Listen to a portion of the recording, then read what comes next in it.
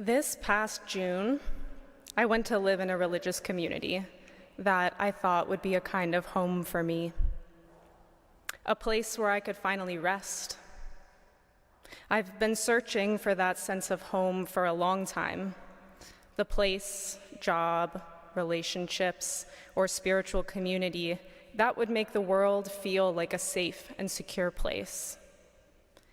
Each of us have our own version of where we look for that sense of home.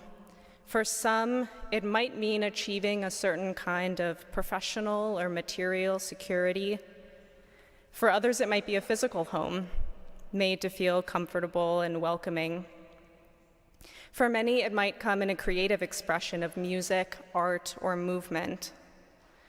For most of us, I think we seek that kind of home in our relationships, friends, lovers, children, mentors. For some of you, it might even be this building and this community where you seek home. But what happens when we think we've found it and then the ground falls out from underneath us? Where is home then? The company downsizes and the job disappears. We experience flood or fire and lose our possessions. We fall ill and don't have the energy anymore to paint, dance, or run. And what happens when the lover we've built a life with leaves us, our dearest friends change and become distant, or our teachers disappoint us? Or, like happened for me this summer, our spiritual identity is shaken. Where is home then? This is a story about what emerged for me this summer when I lost that sense of home. When I arrived in rural southern France at the compound of a Buddhist monastery, a rapid process of disillusion began. My first night there, I had finished a modest dinner in the communal dining hall when an older monk sat down across the table from me with a giant smile on his face. We started talking, and slowly the dining hall cleared until we were both alone, and I was quietly crying. He held that quiet, tender space with grace and kindness, and I went to sleep feeling utterly groundless and exposed. It was the start of an unraveling. I'd been seeking the perfect place, people, philosophies, and practices that would make me feel whole, connected, secure, and at rest. And I was pretty sure that the monastery was my golden ticket, was the answer to my hopes, was going to be my spiritual home. But after I finally arrived, what I felt instead was sadness, anger, and disappointment as I began to confront the loss of that fantasy. The monastery didn't provide those things. It didn't feel like what I had imagined in my mind, and I was starting to doubt if any place or community ever would. But then, as happens all so often, a hand reached out at just the right time. I was set to leave in a couple of days, and I ran into that same monk in the library. After looking into my eyes and my heart, he asked if I wanted to go for a walk. We set out on the winding, narrow road that led up into the hills north of the monastery compound. It was early evening, and the light was dusty and warm as we arrived at a small cemetery at the top of a hill. We decided to sit in some cracking plastic chairs under the shade of a large stone archway that looked out over the shallow valley. Seated across from each other, I was enveloped again in his tender gaze, and I began to pour out all of the fear, confusion, and disappointment that had been building up. We sat there watching the sun set over the small maroon and white buildings. I cried and laughed as it began to dawn on me how desperate I felt to find that sense of home, how much thinking, planning, striving, and clinging had gone into trying to identify it and then grasp it. And most painfully, how alone I felt through it all. Tied up in my searching was a deep sense of isolation. From what exactly, I didn't know at the time, but the feeling of homelessness, of separation, felt crushing. After we talked for a while longer, we sat in silence again. Then my new friend offered me a gentle suggestion that he thought might help as I left the monastery and continued on in my life.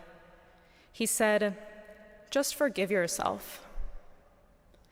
I didn't fully understand what he meant in the moment. Forgive myself for what exactly? But it stirred something in my heart. I left the monastery a couple of days later feeling a peculiar sense of uprightness and freedom back in the unknown. It turns out the monastery wasn't my home, but it was exactly what I needed because it forced me out of my hardened conceptions and back into a place of release, awe, and curiosity about what it means to be alive. Over the couple of months since I left France, I've felt that familiar sense of homelessness, of some deep sense of separation, re-emerging from the quiet corners of my mind many times. But when I do, I try to recall the gentleness and lightness offered by the monk with the big smile, and I invite in his words, "Just forgive yourself." As I allow my heart to stir again in that mystery, sometimes it's pretty painful, but more often it's extremely peaceful. There have been no lightning bolt realizations. I haven't had any strokes of insight or cathartic releases. To be honest, it's actually been really hard to try to put any of it into words. But what has emerged from the open space of forgiveness and curiosity are three recurring mirrors: the earth, my body, and loving connection. The first rose up in early August, entwined with that spectacular supermoon. I was in my hometown in western Massachusetts, and a few friends and I went for a short walk up a hill to watch the sunset and the moon rise. As the moon began to surface over the horizon, it was glowing with a brilliant pink-orange light. It was being obscured and highlighted by a narrow band of silhouetted clouds, which gave it an added tinge of mystical awesomeness. I felt in the presence of angels. We stayed for a few minutes, drifting between sweet silences and giggly jokes, teetering on the edge of profundity. And I felt so porous, so utterly free and inconsequential, yet loved and held between the sun and moon. Standing behind me, one friend said, "There's something about having to choose which to look at, the sun or the moon, that feels so human."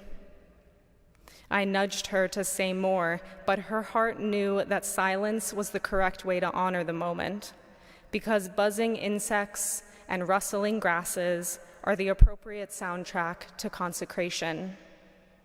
And in that moment, we were all consecrated through our complete surrender to the natural order of things.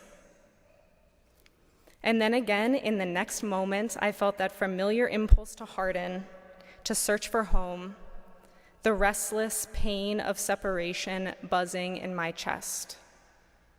So I recalled the sun setting over the valley in France where those small buildings of the monastery sat, and I called upon forgiveness and its potent mystery.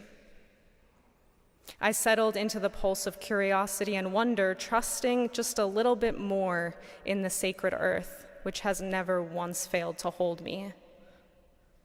And the more time I've spent resting in the cradle of the land, the more obvious it's become that my body is an expression of the earth and that it cannot be separate. So when I start to harden and yearn for the safety of home, I remember my friend and I try to forgive.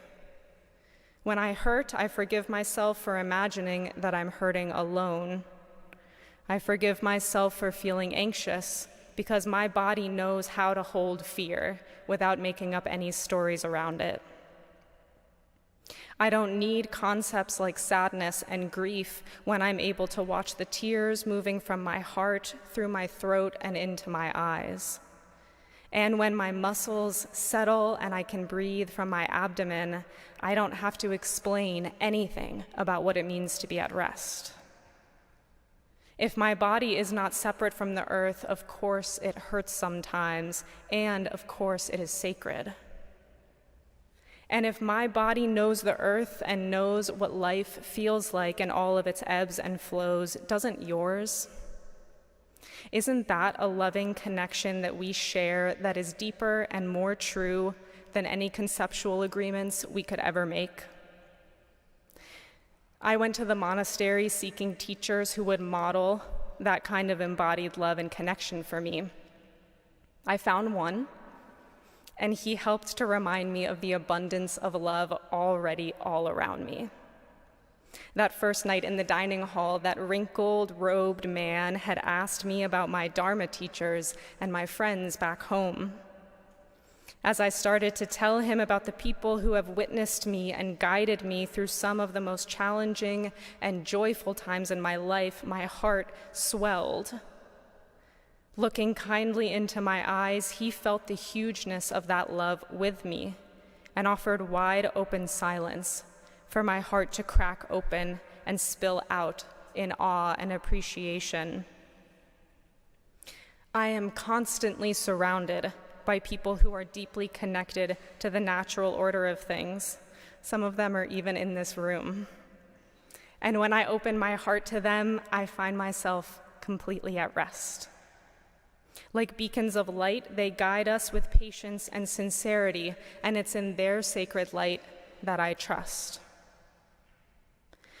I don't know where home is for you, but I hope and I pray that you find it.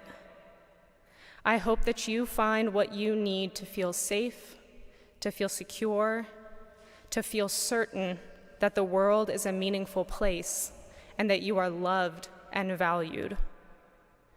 I pray that you can rest. And if you're feeling like it's all falling apart, or that you've been roaming this world homeless, separate, or alone, I offer to you the same suggestion that was offered to me.